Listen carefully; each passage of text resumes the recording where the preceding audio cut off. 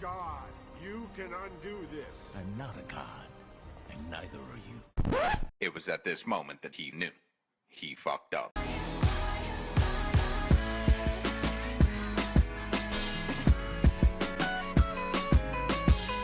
What's good, Digital Trap Squad? It's your boy Marcus Digital. Alright, y'all, look. We know that some of the best comic book films over the past few decades have been ones where the characters' personal lives are trash.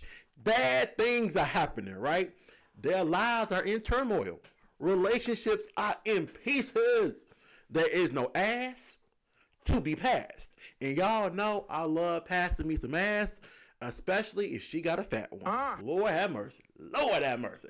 And apparently, Stephen Strange is going to be going through something kind of similar in the Multiverse of Madness, right? His relationship status is going to be a big thing for the plot of the movie as things move forward. And one of the producers, Richie Palmer, had this to say, right? Open quote.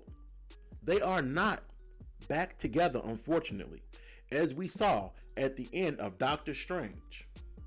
He chose to stay in the sanctum, meaning he can't entertain his selfish desires. He would have loved to stay with Christine at the end of that movie, but he did the hard thing.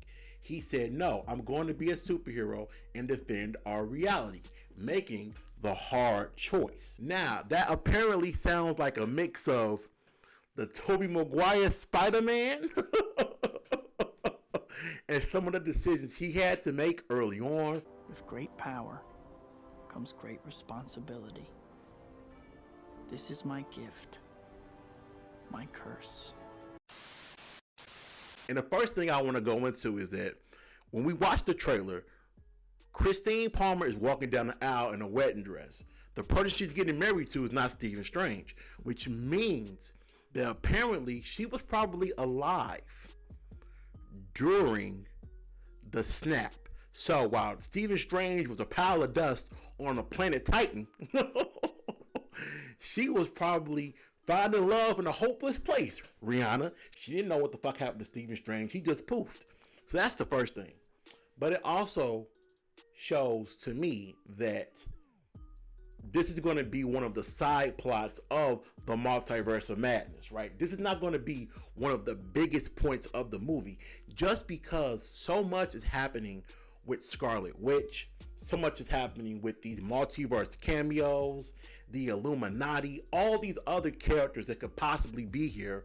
They won't have time to devote so much to that relationship. It'll be talked about, it'll be referenced, you might get a few scenes, but you're not going to have a lot of it. I think we need to move Lonzo. That ain't no problem. Huh? That ain't no problem. But I am curious to see how this relationship emptiness is going to connect Steven to Wanda on an emotional level, because we saw Wanda make a fucked up decision for her sex bot. Alright? She wanted to ride the Symbian, motherfucker. Okay? She wanted that sex bot so goddamn bad, she was doing evil shit for months.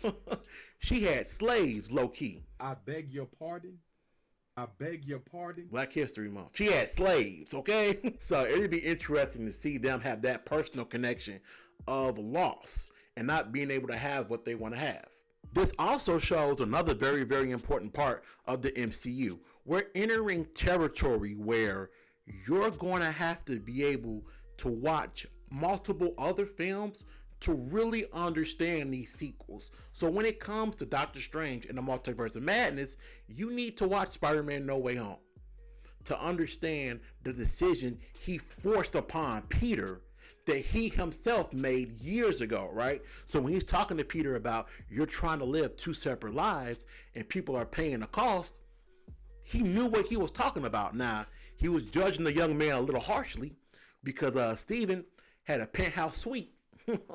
He had sports cars, all right? I'm pretty sure he was in some of them emergency rooms doing something a little freaky at some of these doctor offices. So my man's got a chance to live. You know, Peter was living with his aunt, and they was on Section 8. They was down bad. So, Peter ain't get a chance to live yet. You know, let the player spread his wings a little bit. Get out there, do his thing before you start talking about making hard decisions. What the fuck? That wasn't right. That wasn't right.